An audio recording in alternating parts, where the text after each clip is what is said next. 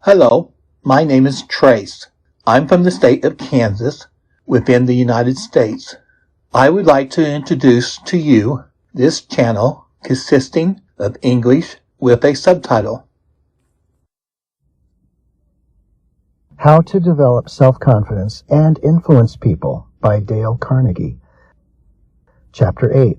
How to Open a Talk. I once asked Dr. Lynn Harold Hugh, formerly president of Northwestern University, what was the most important fact that his long experience as a speaker had taught him. After pondering for a minute, he replied, to get an arresting opening, something that will seize the attention immediately. He planned in advance almost the precise words of both his opening and closing. John Bright did the same thing. Gladstone did it. Webster did it. Lincoln did it. Practically every speaker with common sense and experience does it. But does the beginner? Seldom. Planning takes time. It requires thought.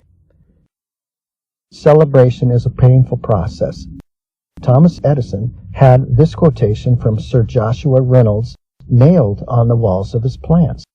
There is no expedient to which a man will not resort to avoid the real labor of thinking. The Lord Northcliffe, who fought his way up from a meager weekly salary to being the richest and most influential newspaper owner in the British Empire, said that these 5 words from Pascal had done more to help him succeed than anything else he had ever read. To foresee is to rule. That is also a most excellent motto to have on your desk when you are planning your talk. Foresee how you are going to begin when the mind is fresh to grasp every word you utter.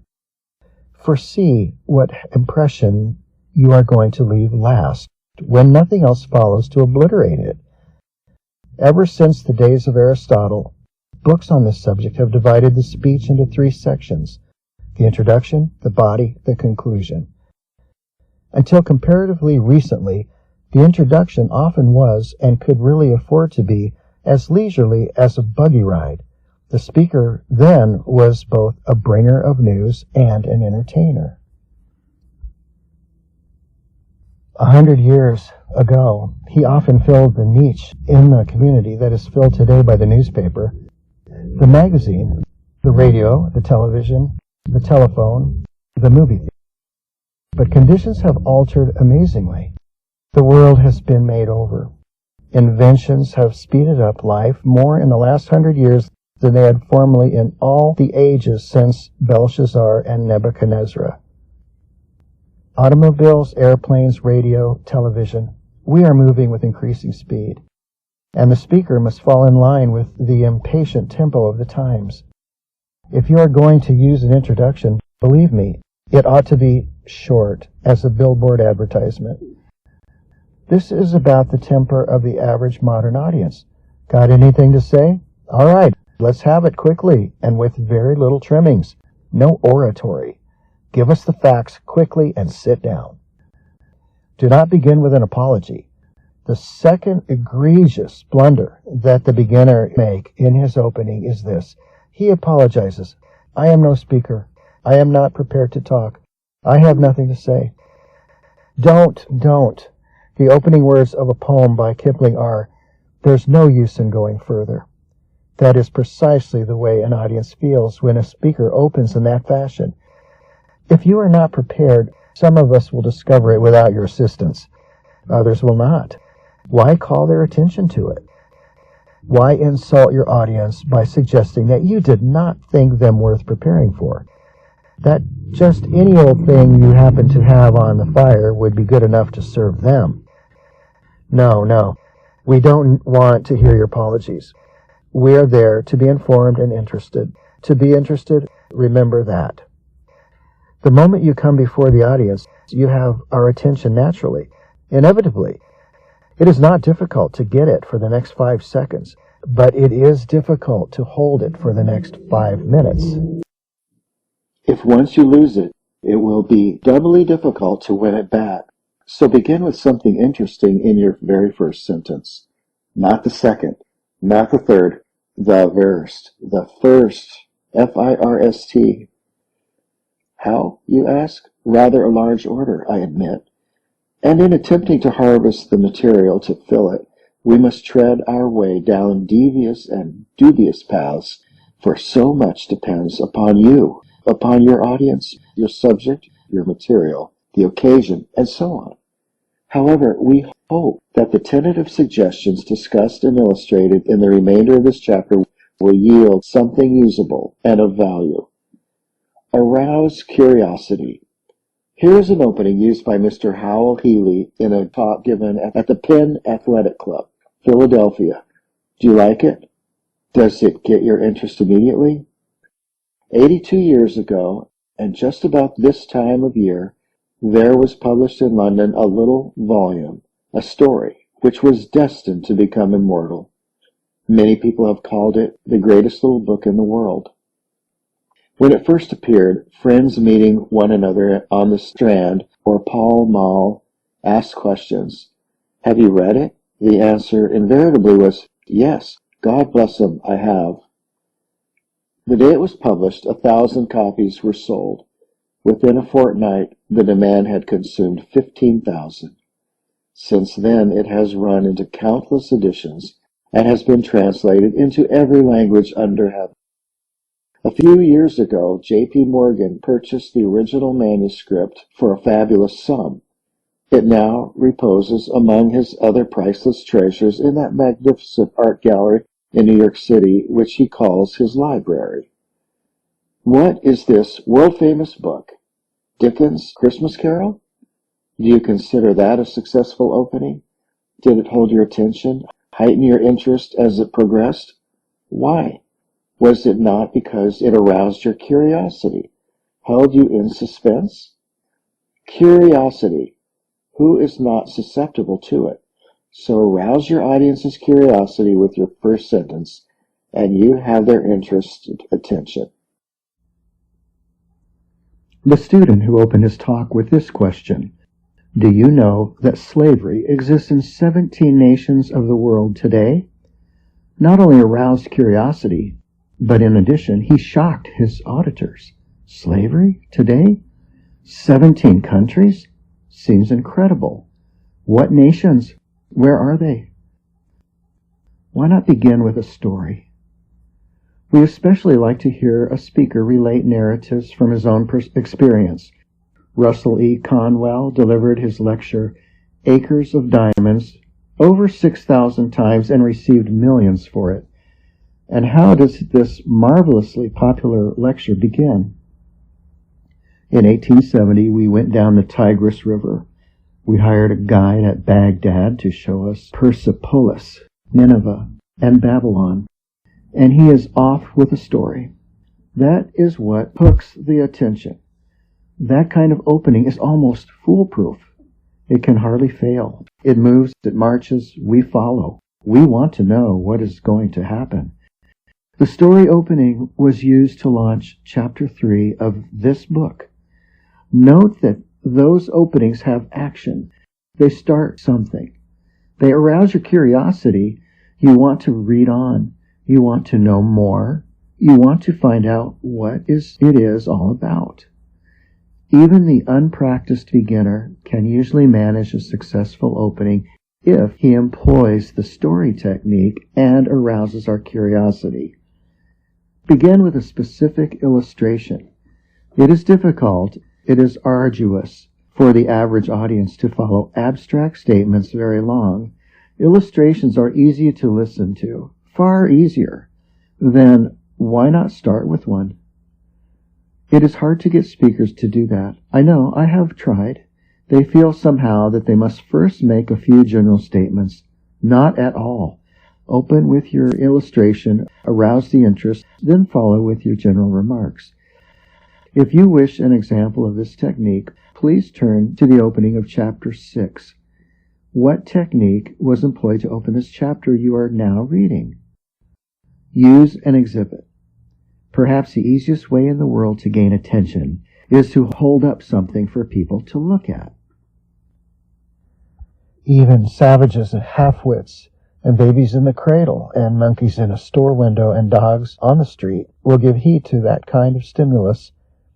It can be used sometimes with effectiveness before the most dignified audience.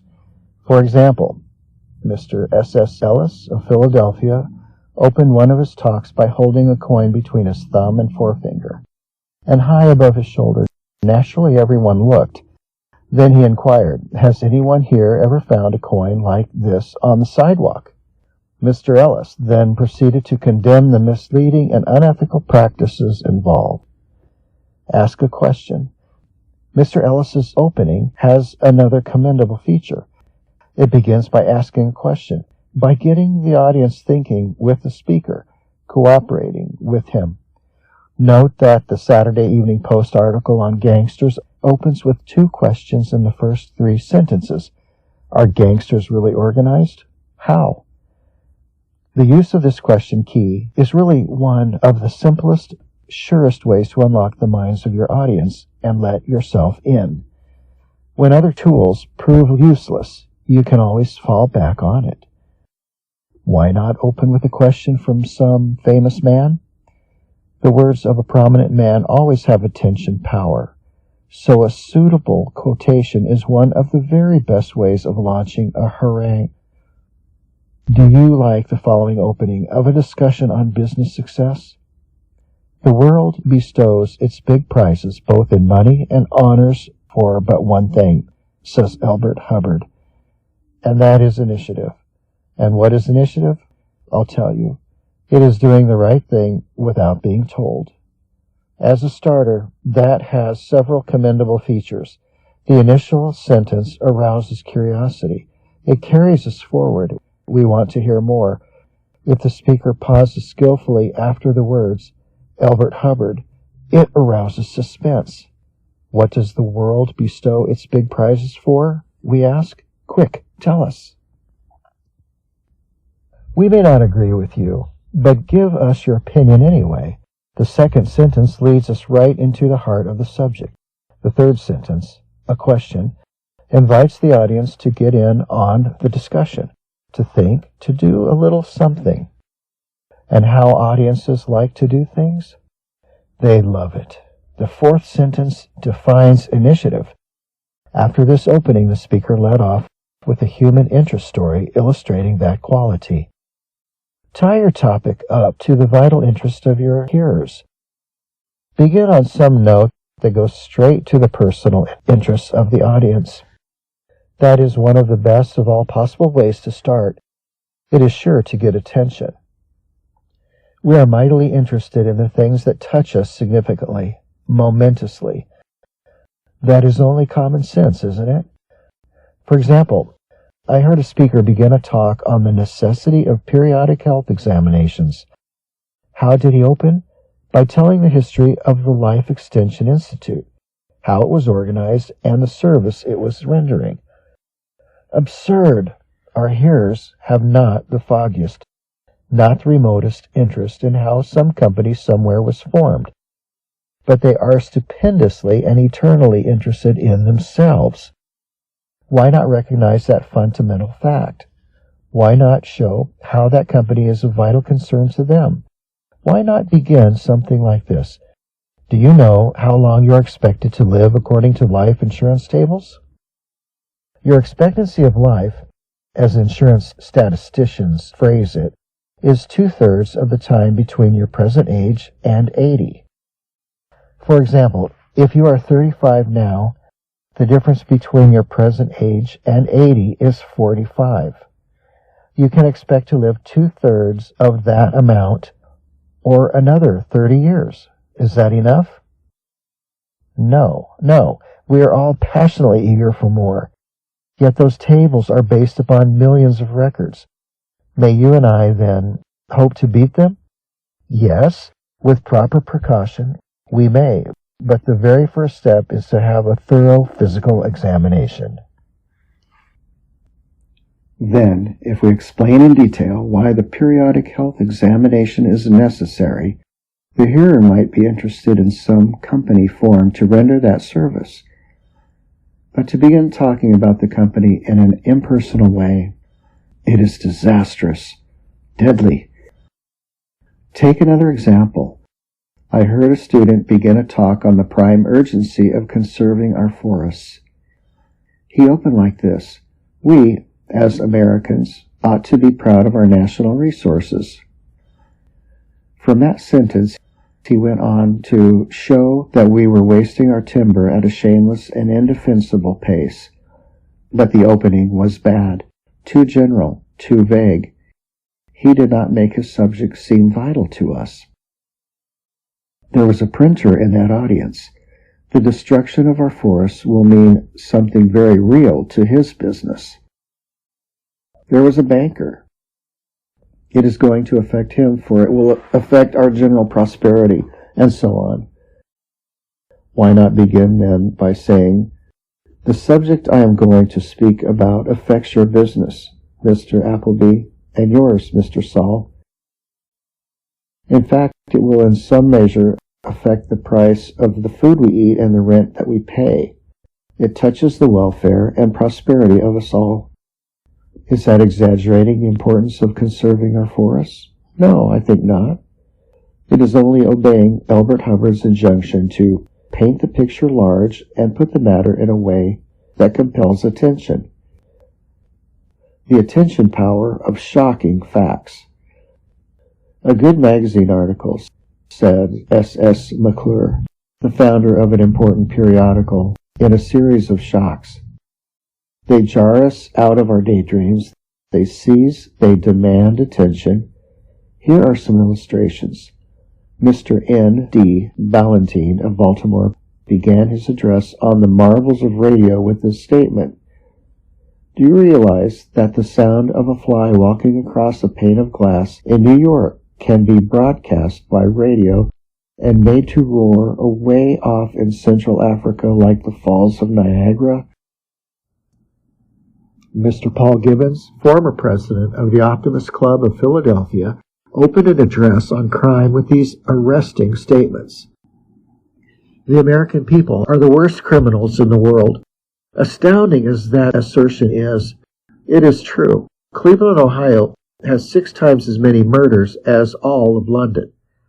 It has 170 times as many robberies, according to its population, as has London. More people are robbed every year or assaulted with intent to rob in Cleveland than in all England, Scotland, and Wales combined. More people are murdered every year in St. Louis than in all England and Wales. There are more murders in New York City than in all France or Germany or Italy or the British Isles. The sad truth of the matter is that the criminal is not punished. If you commit a murder, there is less than 1 chance in 100 that you will ever be executed for it. You, as a peaceful citizen, are 10 times as liable to die from cancer as you would be to be hanged if you shot a man." That opening was successful, for Mr. Gibbons put the requisite power and earnestness behind his words. They lived, they breathed. However, I have heard other students begin their talks on the crime situation with somewhat similar illustrations, yet their openings were mediocre. Why? Their technique of construction was flawless, but their spirit was nil, their manner vitiated and emaciated, all they said. The value of the seemingly casual opening. How do you like the following opening and why? Mary E. Richmond is addressing the annual meeting of the New York League of Women's Voters in the days before legislation against child marriages. Yesterday, as a train passed through a city not far from here, I was reminded of a marriage that took place there a few years ago. Because many other marriages in this state have been just as hasty and disastrous as this one, I am going to begin what I have to say today with some of the details of this individual instance. It was on December 12th that a high school girl of 15 in that city met for the first time a junior in a nearby college who had just attained his majority. On December 15th, only 3 days later, they procured a marriage license by swearing that the girl was 18 and was therefore free from the necessity of procuring parental consent. Leaving the city clerk's office with their license, they applied at once to a priest. The girl was Catholic, but very properly he refused to marry them. In some way, perhaps through this priest, the child's mother received news of the attempted marriage. Before she could find her daughter, the bridegroom then took his bride to a hotel where they spent 2 days and 2 nights, at the end of which time he abandoned her and never lived with her again. Personally, I like that opening very much. The very first sentence is good. It forecasts an interesting reminiscence. We want to hear the details. We settle down to listen to a human interest story. In addition to that, it seems very natural. It does not smack of the study. It is not formal. Yesterday, as the train passed through a city not far from here, I was reminded of a marriage that took place there a few years ago. Sounds natural, spontaneous, human. Sounds like one person relating an interesting story to another. An audience likes that. Summary. 1. The opening of a talk is difficult. It is also highly important for the minds of our hearers are fresh, then, and comparatively easy to impress. It is of too much consequence to be left to chance. It ought to be carefully worked out in advance. 2. The introduction ought to be short, only a sentence or two, wade right into the heart of your subject with the smallest possible number of words. No one objects to that. 3. Novices are prone to begin either with attempting to tell a humorous story or by making an apology. Both of these are usually bad. Very few people, very, very, very few, can relate a humorous anecdote successfully. The attempt usually embarrasses the audience instead of entertaining them. Never apologize. It is usually an insult to your audience. It bores them. Drive right into what you have to say. Say it quickly and sit down. 4. A speaker may be able to win the immediate attention of his audience by A. Arousing curiosity. Illustration, story of Dickens, Christmas Carol. B. Relating a human interest story. Illustration, Acres of Diamonds, lecture. C. Beginning with a specific illustration. See the opening of chapter 6 of this book. D. Using an exhibit, illustration, the coin then entitled the finder to a free lot. E. Asking a question, illustration, has anyone here ever found a coin like this on the sidewalk? F. Opening with a striking quotation, illustration, Albert Hubbard on the value of initiative. G.